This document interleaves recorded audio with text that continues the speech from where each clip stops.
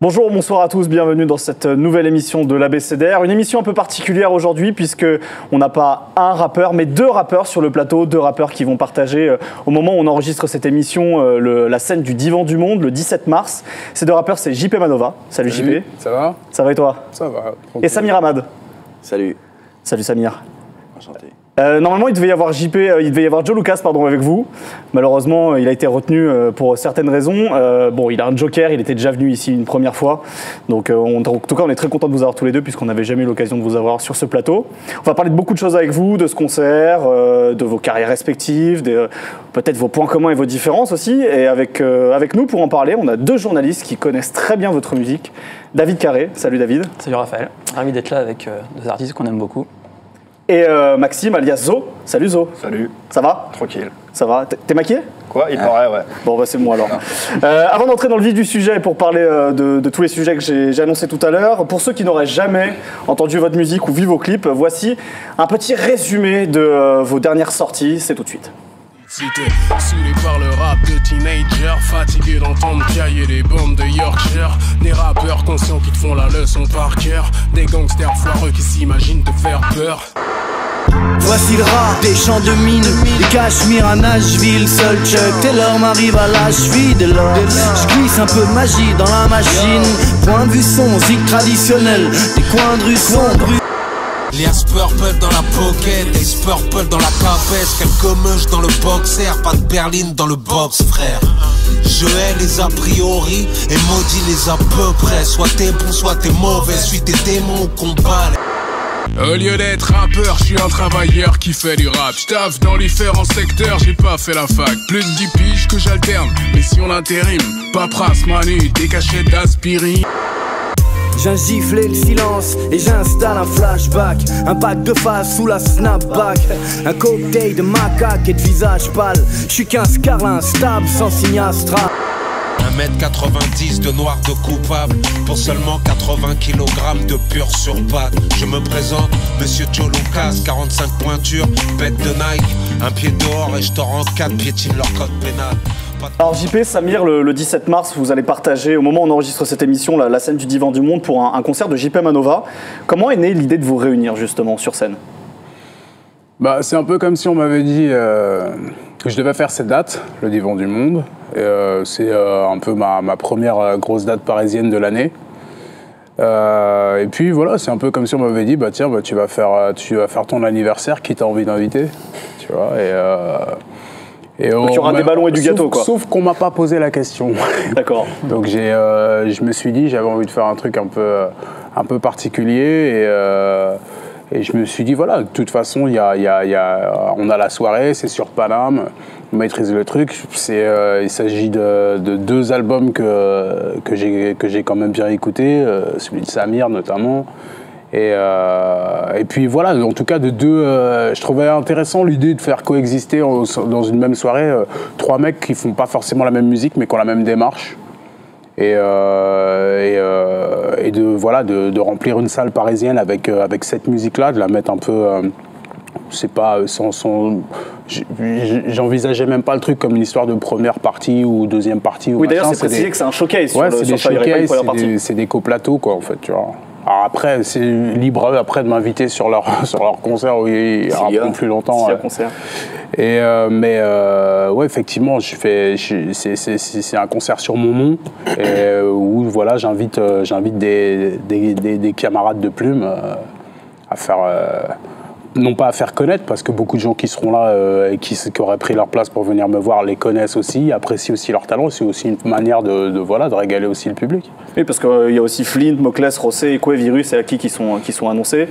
Samir, pour toi, c'était évident aussi d'accepter l'invitation de venir pour ce concert? Ouais, JP m'en avait parlé depuis un petit moment quand même. Et après, c'était plus au niveau de la logistique, tu vois. Montpellier, Paris, fallait mettre ça en place. Après, ouais, bien sûr, l'invitation, je l'ai acceptée aussitôt. Et puis... après j'ai confirmé, mais c'était aussitôt, quoi. Il m'en a parlé quand il était sur Nîmes, c'est ça, hein, on s'était vu. Un petit peu avant même, je crois. Et puis voilà, de fil en aiguille, on a mis ça en place. À Nîmes où il était passé. Et puis... Donc c'est pas une première en fait, vous avez déjà... Non, on se connaît, ouais, on s'est vu 2-3 fois avant, et puis mais voilà, des radios, des machins. Moi j'ai découvert un peu ce qu'il sait sur un site qui s'appelle l'ABCDR du son. Ouais, je Et puis voilà, quand j'ai suivi, j'ai développé un mec qui s'appelle Zo aussi, qui m'en parlait beaucoup, qui est en face de moi. Salut. T'es maquillé? Il paraît.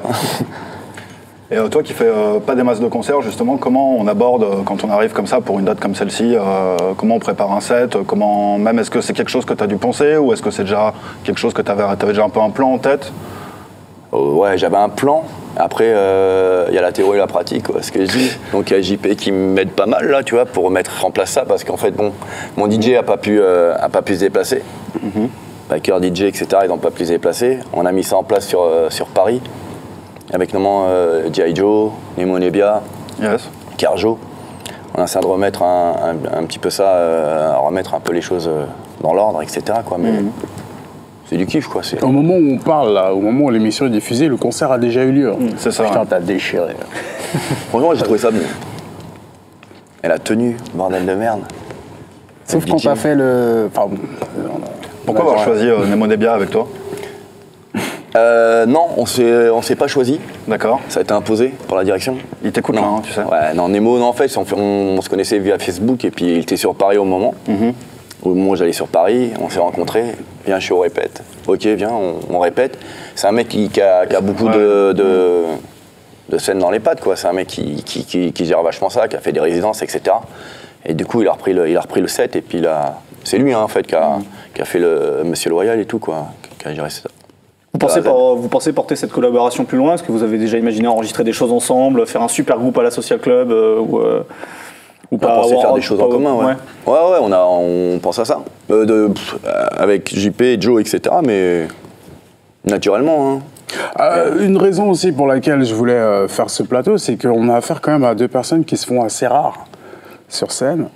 Et puis voilà, quoi, c'était aussi... Il y a des plateaux qui auraient été plus évidents ou plus pratiques à faire. J'ai pas la même proximité qu'avec certains rappeurs avec qui on aurait pu faire des plateaux plus facilement sur Paname. J'aime bien la difficulté. Et puis voilà, le fait aussi, moi aussi, je serais... il a déjà eu lieu le concert, donc j'étais spectateur aussi et j'avais envie de me faire un kiff.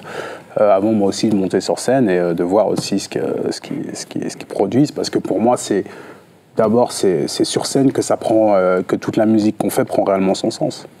Tu t'es souvent défini, quand on s'est vu notamment avec David la dernière fois, comme un amateur qui voulait faire un peu les choses comme un pro mais qui voulait rester amateur? Ah ouais, clairement. Ouais, t'es toujours dans cet état d'esprit-là? Ouais, toujours. Enfin, amateur, pas dans le sens... pas amateur dans le sens péjoratif, tu vois, mais amateur dans le sens je suis pas du tout, voilà, je suis vraiment un passionné de musique qui pratique aussi à côté, tu vois. C'est ce que j'explique toujours, c'est tu peux jouer le dimanche au basket, au foot, etc. Mais c'est pas pour ça que tu vas jouer. Tu sais très bien que tu vas pas jouer à NBA, etc. Mais c'est pas pour ça que tu veux pas déchirer ton match et tu veux pas, tu vois. C'est la même chose, parce que bon, c'est par rapport à des choix, c'est des choix de vie, quoi. Tu vois, t'as joie à côté, et puis bon, je me sens pas dans cette optique, que je trouve d'ailleurs un peu vieillotte, tu vois, le fait, je vais être professionnel de la musique, je la trouve même maintenant un peu vieillotte, tu vois.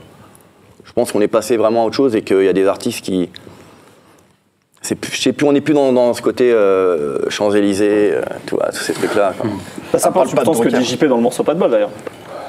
Sur le fait d'être un travailleur qui fait du rap et pas un rappeur qui taffe, quoi. Ouais, on va dire que je rejoins Samir dans l'idée qu'il ne faut pas se faire de plans sur la comète et puis d'abord penser à produire, à faire de la musique, et après, de toute façon, à partir du moment où tu fais un morceau, à partir du moment où tu as décidé de le sortir, de le commercialiser, même si beaucoup n'aiment pas ce mot, bah, il ne t'appartient plus.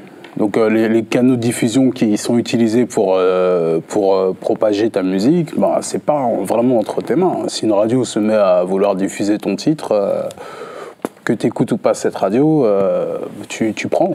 Parce que, tu vois, et si personne le fait, et si, tu vois, quel que soit le vecteur par lequel ta musique se diffuse, je pense que c'est bon à prendre.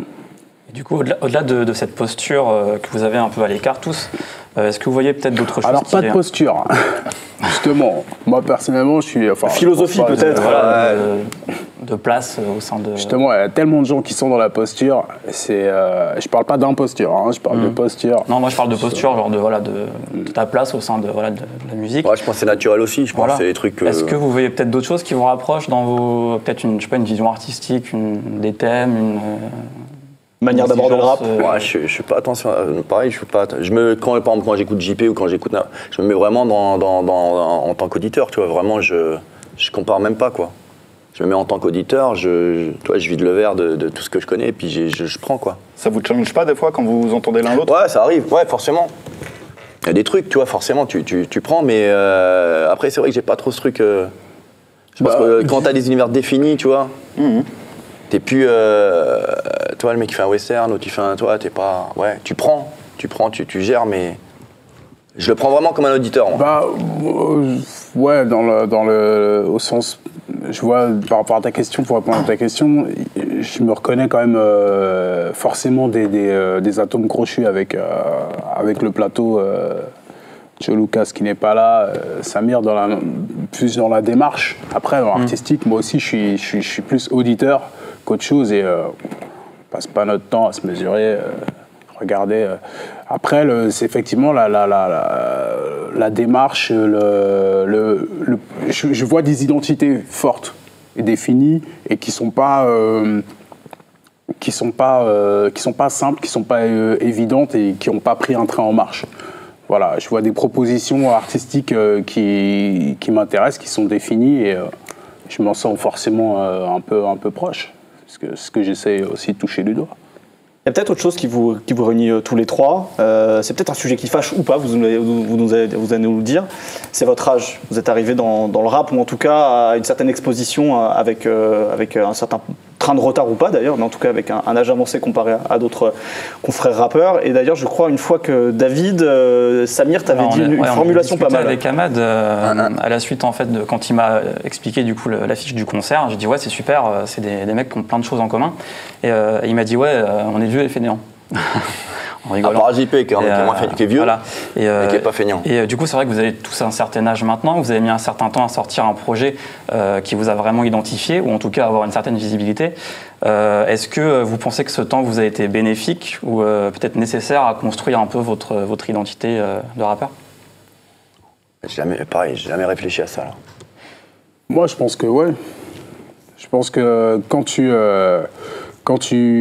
vieillis, que tu laisses un peu les années passer, bah tu t'affranchis d'un truc qui est extrêmement stigmatisant dans le rap, qui s'appelle l'effet de groupe. Et tu te détaches un peu du groupe et tu te nourris de ta propre expérience, tu gamberges, tu as une vie sociale, tu vis des expériences qui font que tu as plus ton autonomie de pensée que quand tu as 25 berges et que tu n'as pas encore eu la moitié des expériences que tu as à vivre. Je ne reproche pas du tout à un mec de 25 berges de parler de son vécu, il en a probablement un. Mais je pense qu'il est plus, il en reste plus à vivre que, tu vois. Et maintenant, pour le coup, ouais, je pense que le fait d'avoir un certain âge, après, c'est quand même, pour certains, un gage d'autonomie de pensée.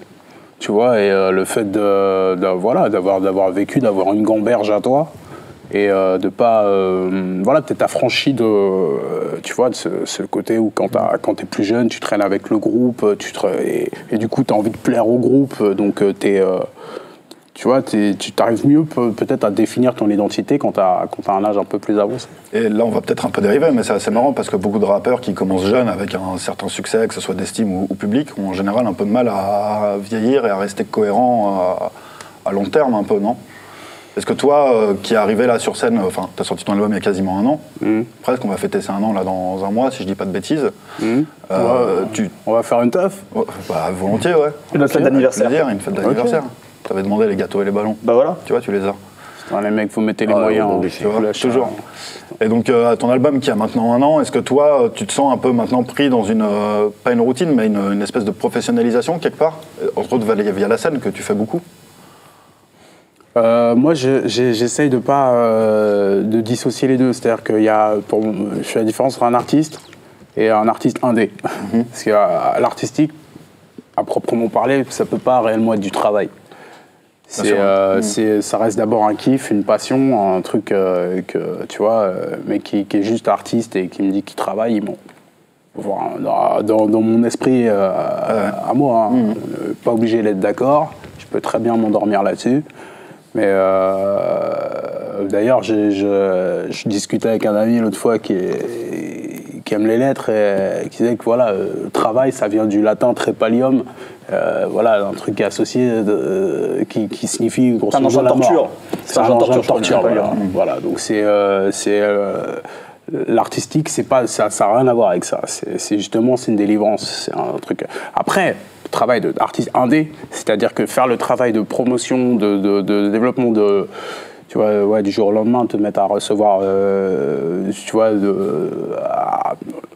enfin, tu montes une économie à côté de ça, et donc tu te mets à la travailler, à développer, à avoir des rentrées, des sorties, à comptabiliser, à machin. Oui, ça devient un travail. Et donc après, parler de professionnalisation, je l'ai fait dans divers moments de ma carrière pour d'autres. Tu vois, répondre à des mails, faire des relances, faire des trucs. Donc après, je me sers un peu de mes expériences passées pour les mettre à mon propre, tu vois, à mon propre profit. Mais maintenant, tu vois, je ne sais pas si ce que je suis en train de vivre sera juste une parenthèse dans ma life ou si ça va durer ou si ça... En tout cas, voilà, je le vis tel que c'est. Je sais que je sais faire autre chose. Pour remonter sur ce que tu dis, justement... Je parle longtemps, hein. Non, mais c'est bien ta réponse. Comme il a dit lui. Justement, pour rebondir sur ce que tu disais... Comme il a dit lui. On le disait tout à l'heure, vous avez un boulot, ou en tout cas, vous avez peut-être eu un boulot longtemps, c'est peut-être plus le cas maintenant, vous allez nous le dire. Vous avez sûrement une vie de famille aussi. Aujourd'hui, la musique, le rap, ça a quelle place dans votre vie, justement? C'est la majorité de votre temps? Samir, par exemple. Allez. Ouais. Non, le Peura, ouais, c'est un truc qui... Ça fait partie, je sais pas, c'est constant. Tu vois, je rappe tous les jours. Je rappe tout le temps. Tous les jours. Tous les jours, je rappe tous les jours. Je vais en voiture, machin, rien que je vais au taf, je rappe. Je rappe tout le temps. J'écris, ouais, je trouve des trucs tout le temps. Des fois, alors quand t'as un taf, justement, tu sais peut-être aussi... rendre ton temps libre, hyper productif, tu vois, et j'en profite vraiment, quoi. Après, rapper, c'est pas le rap, comme je dis, c'est pas juste sortir des choses. Ouais, j'ai plein de morceaux qui sont là, mais j'aime rapper, quoi. C'est vraiment un truc que je kiffe. Je rappe tous les jours, tout le temps. C'est un truc que vraiment j'aime, quoi. Sans personne, quoi. C'est vraiment, j'aime le faire. J'aime ça, j'aime écrire, j'aime trouver des trucs, c'est un truc que je kiffe. Et à quel moment on franchit le pas justement de se dire bon il va falloir que je sorte quelque chose quand même. Là tu as sorti un album il y a un peu plus d'un an maintenant. Ouais. Dans ce kiff de pouvoir rapper tous les jours, à quel moment tu te dis bon bah allez je vais peut-être repasser la seconde et ressortir des choses. Quand je pense que quand je passe je peux amener quelque chose de nouveau. Donc c'est pour ça que je suis pas dans le délire de faut que j'emmagasine, faut que je mange, tu vois. Faut que je grossisse pour envoyer. Même pour moi, pour me faire plaisir, quoi. Si c'est juste pour faire un Perdant Magnifique 2 ou des trucs comme ça, je peux le faire. Mais bon, est-ce que je vais vraiment kiffer? Est-ce que ça aussi, pareil, ça va plaire aux gens qui aiment bien? Est-ce qu'on va vraiment trouver un truc, quoi? Donc je préfère, ouais, c'est en rappant tout le temps, toi. Tu rappes tout le temps, t'essayes des trucs, j'aime ça, quoi. Mais du coup, tu n'as pas de regrets par rapport à des choses que tu aurais pu ne pas sortir? Non. Non, parce que paradoxalement, t'as un rappeur qui se fait quand même, qui est assez rare. Ouais, oui, ouais, non, pas tant. Pour moi, non. Tu vois, parce que. Pour toi, non, mais au vu des canons actuels. Ouais, mais ouais, voilà, on s'en fout un peu, quoi. Les canons actuels, ils sont démodés. Enfin, on s'en fout, là, t'en sors plus, quoi.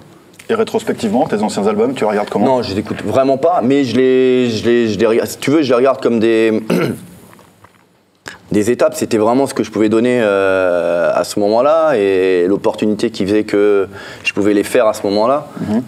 Je les regarde avec un petit peu de nostalgie des fois. Je les réécoute pas vraiment, mais quand j'y repense, je repense plus en fait à une période, à certaines personnes avec qui on a fait. Toi, je repense plus à ça que la pratique même, tu vois.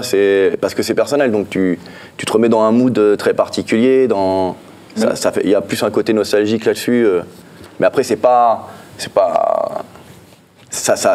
dans l'air du temps de chaque époque. Et typiquement, là, sur le concert, tu ne te vois pas défendre des titres de tes anciens albums? Non. D'accord, ok.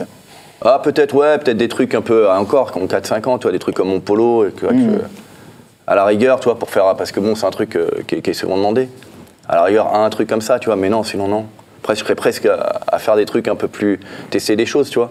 Mais bon, on est resté sur Peur d'un Magnifique, parce que bon. Puisque tu parles de mon polo, c'est un peu ton morceau charnière, quelque part, qui t'a un peu Ouais, on va donné essayer une d'en faire exposition. d'autres, quoi, mais ouais. Ouais.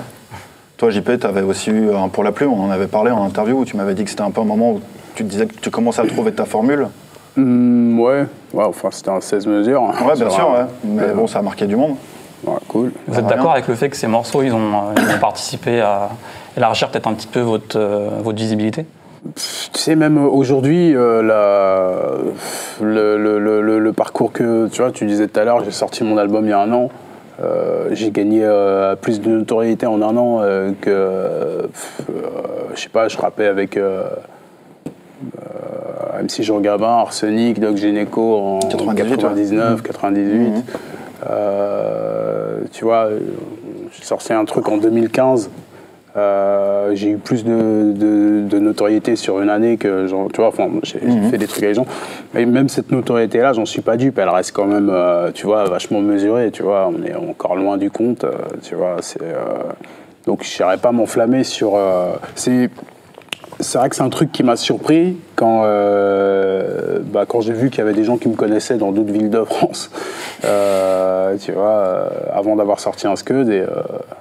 Puis voilà, Rosset, Flint, ils m'ont quand même pas mal parlé à ce sujet-là. Et, après, voilà, ça permet de créer une petite attente chez les spécialistes, tu vois, et les gens qui suivent et qui ont pu aimer. Mais construire là-dessus, pas trop, en tout cas.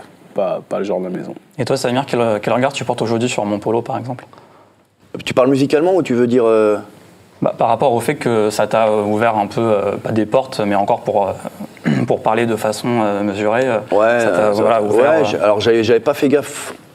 Tu t'en es pas rendu compte en fait, sur le moment? Pas tout de suite. Bah, ça, mais par contre, tu vois, c'est un halogène, quoi. C'est un truc qui monte doucement, quoi. On n'est pas dans le spot... Et en termes d'identité sonore? Parce que ça ressemble plus à ce que tu fais sur Pardon Magnifique que ce que tu faisais avant. Ouais, c'était un début de... Ouais, c'est pour ça que c'était des morceaux que j'essayais, c'était des débuts de changement. C'était pour voir, quoi. Après, en fait, je l'ai fait comme je fais plein de morceaux, toi, je le kiffais bien. Et en fait, on voulait même pas le sortir en truc. Et en fait, il y a eu, comment il s'appelle, Mike, qui est Mike Nguyen, qui a tourné on a tourné un petit clip vite fait, tu vois. Et il m'a dit, ouais, est-ce que je peux le mettre sur le net et tout? Je dis, ouais, si tu veux, tu vois. Et en fait, c'est venu comme ça, mais bon. Même si on doit finir ce chapitre sur votre âge, sur cette pratique dans le rap qui est le name dropping, voilà, de balancer des références comme ça, des icônes. Même là-dessus, vous avez quelque chose finalement qui peut-être vous marque justement comme plus de 30 ans. Samir, tu cites Jacques Dutronc, Yves Montand. Je sais que JP, tu cites aussi pas mal Barbara comme chanteuse que tu apprécies beaucoup. Même Thomas Sankara, finalement, c'est une figure qu'on n'entend pas forcément chez des gens qui ont la vingtaine. Joe qui n'est pas là, lui, il cite Michel Colucci, l'Abbé Pierre, Gérard Darmon. C'est important pour vous, justement, de faire référence à ce genre de personnes qui ont peut-être marqué votre jeunesse et qui, aujourd'hui, pour vous, sont encore des icônes? Alors, ils n'ont pas marqué forcément ma jeunesse, tu vois, mais c'est des gens que j'ai découverts plus tard. Et c'était... j'ai des périodes particulière. Et à un moment, je sais pas, il y a 2-3 ans, encore même maintenant, ça tient. J'étais en train d'aller lire Vieille France, tu vois, le truc. J'étais reparti sur tout ce qui était Melville, tous les trucs que j'ai pas connus, tu vois, les années 60, etc. 60, 70 et tout. Et j'ai trouvé que. En France, il y avait des trucs vraiment énormes, quoi. Tu sais, alors qu'on a tendance au Friends bashing, trucs. Regardez de l'autre côté de l'Atlantique, quoi. Ouais, tout le temps. Et je trouvais qu'il y avait vraiment des trucs vraiment mortels, tu vois, des mecs, et même le fait de... Toi, Jacques Dutronc, quand je parle de Jacques Dutronc, c'était aussi le fait de... toi, il s'appelle Jacques Dutronc. Toi, c'est vraiment... Il s'appelle pas Johnny Hallyday. Il s'appelle pas Johnny Hallyday, il dit Mitchell, il dit... Toi, il s'appelle Jacques Dutronc. Et ouais, je trouvais ça... Et toi, c'est même... À l'époque, il pouvait paraître... Ouais, toi, et ça fait moins ringard que... Ça tient encore. Toi, Dick Rivers, bidon, quoi, tu vois. Toi, lui, il s'appelle Jacques Dutronc. Il est encore là. Serge Gainsbourg, toi, les trucs... tu fais, ouais, toi, comme tu disais, Barbara... Ça tient, toi, elle s'appellerait, je sais pas, tu vois, Sandy, tu vois, c'est bidon. Toi, en fait, tu dis, putain, il y a quand même un truc, il y a un truc de classieux là-dedans, tu vois. On a aussi, toi, au lieu de regarder tout le temps derrière l'Atlantique, très, très loin derrière même. Tu vois, j'aimais bien ça, j'aimais bien ce côté où tu dis, ouais, c'est ce côté... ouais, faut être... pourtant, je suis même pas de base français, quoi. Mais j'aimais bien, c'est un truc que j'ai appris vraiment à aimer, vraiment, vraiment. La culture française, 60, il y a des trucs, j'aime tout, tu vois, mais ça c'est un truc qui me parle encore. Et de manière récente, finalement, c'est un peu le propos que tu tiens dans Is Everything Right? Par rapport à Is Everything Right, c'est exactement ça. Après, ce dont tu parles par rapport aux références communes qu'on cite, c'est aussi le fait, voilà, on a tous un petit côté littéraire. C'est peut-être aussi, voilà, un truc qui nous réunit, mais c'est plus à vous dont c'est le métier, de noter ça, qu'à nous qui faisons de la création, de se concentrer là-dessus. C'est vrai qu'on regarde autant pas nos différences que nos similitudes. Après, on se croise, tu vois, ça match ou ça match pas. Et en l'occurrence, ça le fait, puisqu'on a fait cette date ensemble. Après, ouais, tu vois, c'est sûr que voilà, on a un certain âge, donc on a lu, on a discuté, on est fatigué, on est claqué. On fait 2 grosse semaine pour vous là. On n'a plus de souffle. Ouais. Et ouais, donc du coup, effectivement, ça influe un peu sur ce qu'on crée et sur ce qu'on fait. Et on projette aussi des références qu'on a assimilées.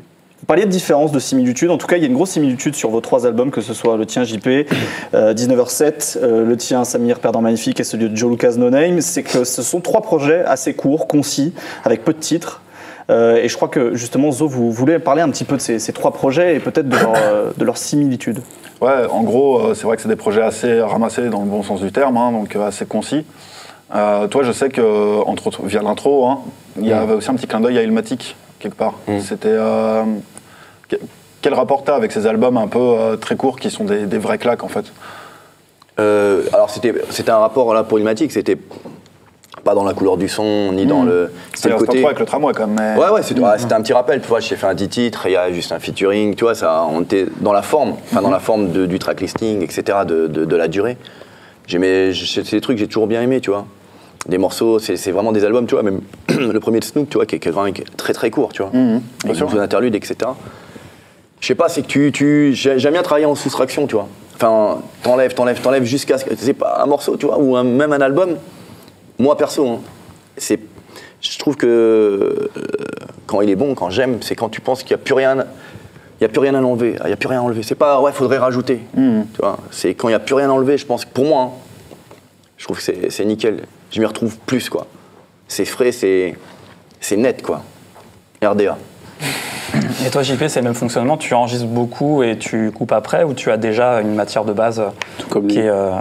Comme il a dit lui. D'ailleurs, je me demande si c'est pas une phrase que tu m'as entendu dire un soir. Non, parce que je la faisais déjà au collège. Tu la faisais déjà au collège.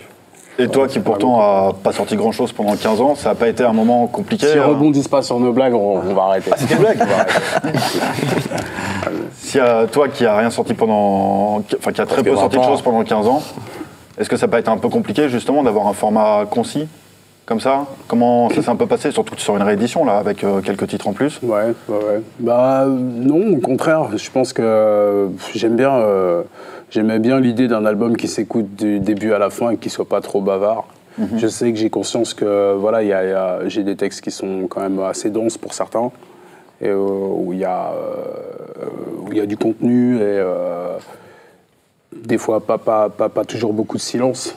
Et donc moi, ce qui comptait là, c'était la première fois que je faisais un projet en entier. J'étais attaché au fait que ça reste digeste, tu vois, qu'on puisse l'écouter, se le remettre. Il y a des albums que j'aime beaucoup, mais à un moment, je les trouve trop bavards et ça me saoule et je zappe et je passe à autre chose. Ouais. Toi qui as fait toutes les prods, qui l'as enregistré toi-même. C'est comme si j'avais fait 20 morceaux, en fait. Hein. Voilà, quelque part. Ça a été un peu une solitude à un moment, ou pas? Comment tu travailles, en fait, le fait... bon, il y a Rossé, je sais, avec là, c'est le moment où vous floutez mon visage et... témoignage anonyme. C'est le bonnet.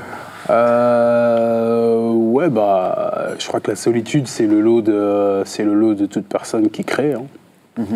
C'est qu'à un moment, tu te retrouves seul avec avec toi, ton esprit et ce que tu projettes et tu l'envoies. Vous fonctionnez comme ça? Vous travaillez de manière insulaire? Par exemple, sur vos 2 albums là, respectifs, vous avez travaillé de manière insulaire, c'est-à-dire seul face à votre création, ou vous essayez aussi peut-être d'avoir des retours parfois, de faire écouter ce que vous faites? Est-ce que c'est pas un peu une première barrière de péage en quelque sorte? Tout le temps, Toi, tu fais écouter, ouais. Tout le temps. J'envoie vraiment. Ouais. Bah, t'as Arnaud, t'as plein de gens, même David, des fois, j'ai envoyé, tu vois, mon frère, etc., tu vois, des gens dont j'estime la critique. Je préfère qu'on me dise comment toi, vraiment. Après, j'écoute pas forcément, mais après, c'est un truc que t'aimes bien, tu vois, tu fais ça aussi pour partager, tu vois. Et c'est vrai que j'ai envie de vite, quand il y a un morceau qui me plaît vraiment, j'aime bien savoir ce qu'en pensent certaines personnes, tu vois, qui me comprennent un peu. Et ouais, c'est un truc ouais, en général, même une instru, hein, des fois, tu as une instru, tu as 2, j'aime bien. J'aime bien ça. Des fois, même je rappe au téléphone, tout le temps.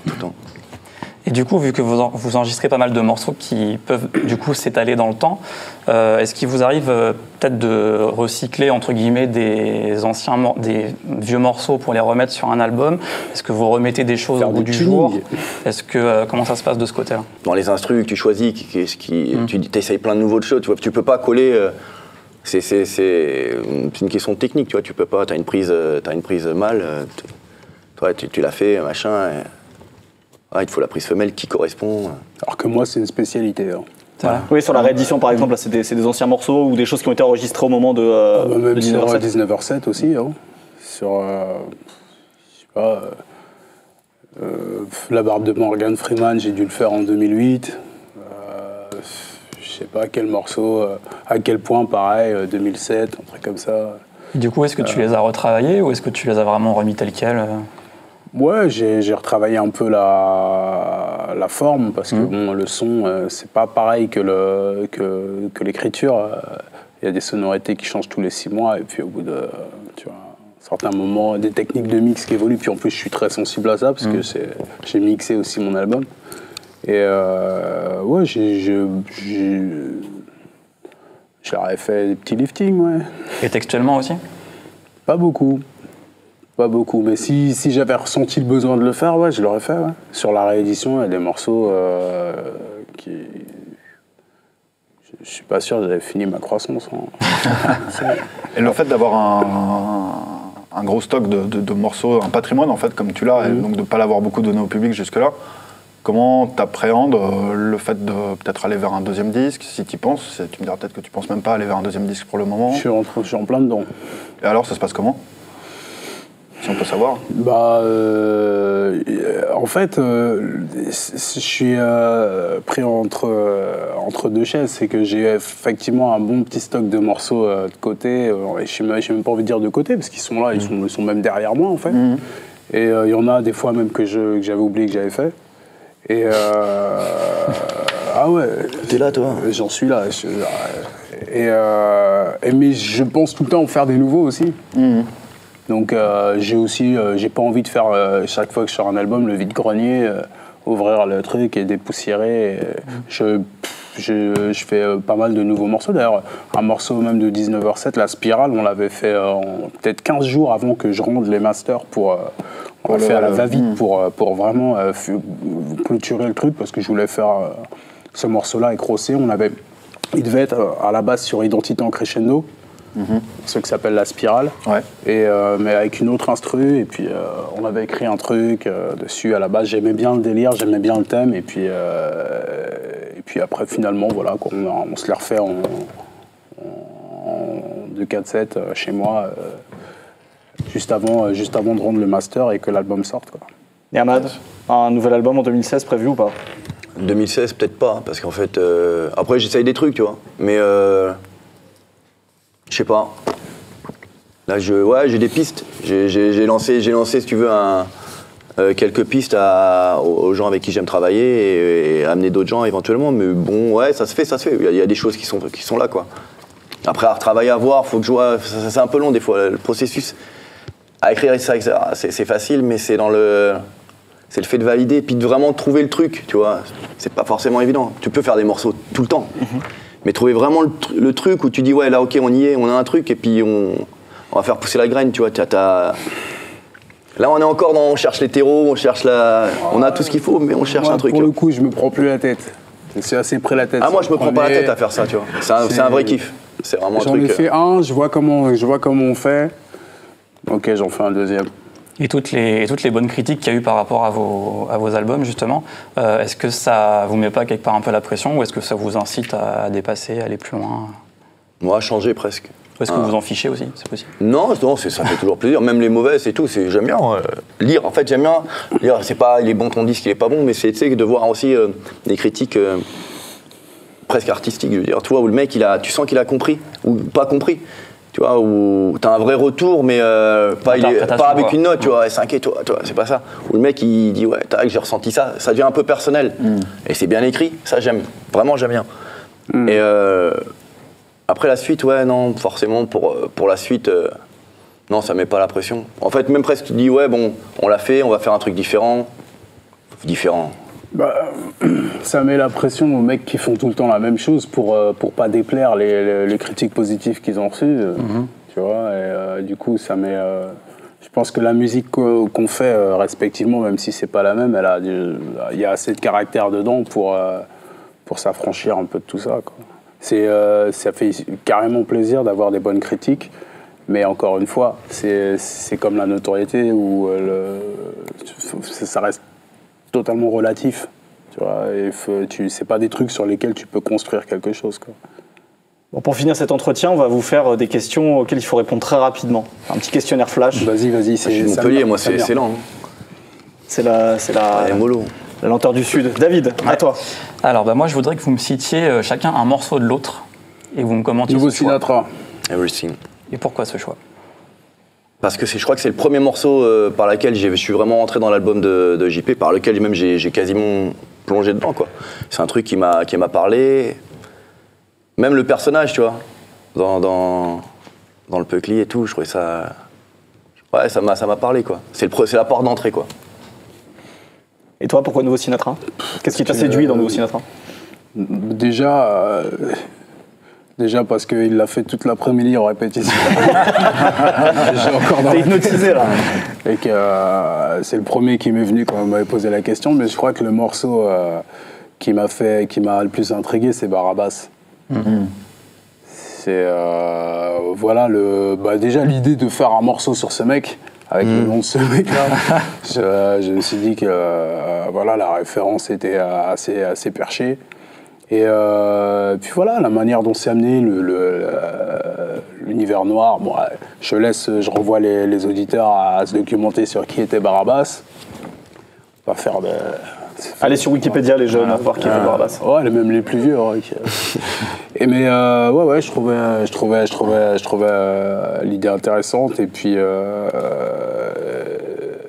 après, c'est vrai que là, je pourrais pas te le chanter par cœur, mais voilà, je sais pas, la plume, la singularité de la plume, et puis l'humour.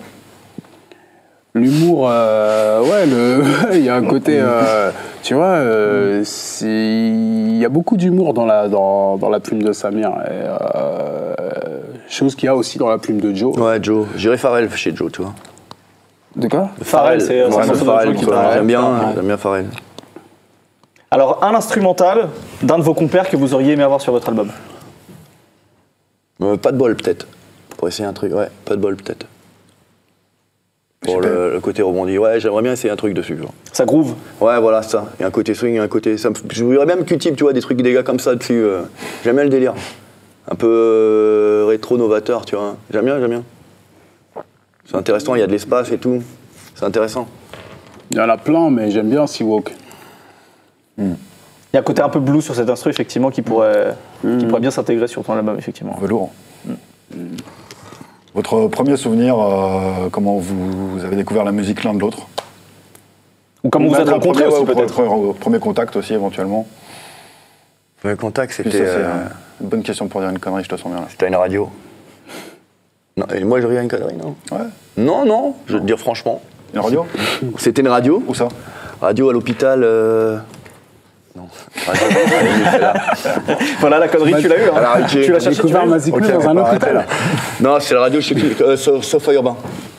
Avec notre ami Ah ouais, G.I. Joe qui est là. Première rencontre. Voilà. Ouais.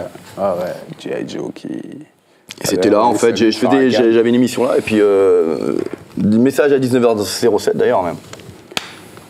Ouais, JP j'ai qui su débarque. je sais que t'étais à cette émission-là, et puis je suis passé faire un tour. T'es véhiculé. Mais en tout cas, le premier... ça fait un peu les deux vieux du Moped Show, là, depuis tout à l'heure. Il y a un buddy movie à faire. buddy movie, ouais. Il y a un buddy movie. Non, moi j'ai vraiment entendu parler de Samir. J'ai vu un peu une mise en avant que vous aviez faite à l'époque où j'avais sorti Longueur d'onde, où d'ailleurs je vous remercie publiquement pour la mise en avant. Remercie Zo. Et puis Zo, si je dois le remercier, la liste est longue, puisqu'il m'a aussi fait connaître la musique de Samir. Et puis voilà. Après, de toute façon, on écoute, on rentre dedans, tu vois, on rentre ou pas, mais en tout cas, moi, ça m'a parlé. Puis après, Zo me l'a vendu, il m'a dit, tu vois, c'est un mec mortel, super marrant. J'ai mis un peu de temps avant de le trouver marrant. Parce qu'il n'y a pas d'imitation, ça. Et puis là, jusqu'à ce que je vois ça répète. Il n'y a pas de rap, quoi. Allez, dernière question flash, et après on va conclure cette émission. Un album de chevet. En ce moment, je dirais Outcast, Aquemini. En ce moment, c'est l'album que j'écoute. Mais ça change tous les jours. Hein. Ouais. Mais là, en ce moment, c'est ça, Outcast. JP. Je vais... Oh, c'est dur là. Je t'aurais dit un truc une mémoire de poisson rouge, mais en ce moment, je t'aurais dit un truc de Stevie Wonder, mais j'ai plus le nom de l'album. Inner Vision. Inner Vision. Talking Book, Inner Visions. Même pas. Celui où il y a I Never Dream You Live in Summer. Ouf, là je sais pas. Tu me poses une colle. Collé aussi. Bon, un album de Stevie Wonder. En En plus, tout ça cas. se trouve, je vous dis ça, c'est un best-of. T'as le droit, hein, un album. Un best-of, c'est bien aussi, hein, c'est un best-of de Stevie Wonder. Sinon, franchement, Grace, Jeff Beckler. Voilà. Très bien, super. Eh ben merci à vous deux. Merci à vous. D'être venus sur notre plateau. On rappelle donc Samir Hamad, Perdant Magnifique. JP Manova, 19h07. Et donc, malgré son absence, on va citer aussi Joe Lucas et son album No Name. En espérant que vous avez passé une bonne soirée au Divan du Monde, tous les trois, et puis avec tous les invités qui étaient là sur le plateau. C'est la fin de cette émission. Merci à vous de nous avoir suivis. Et à bientôt pour une nouvelle émission sur l'ABCDR du son. C'est bon ? Super!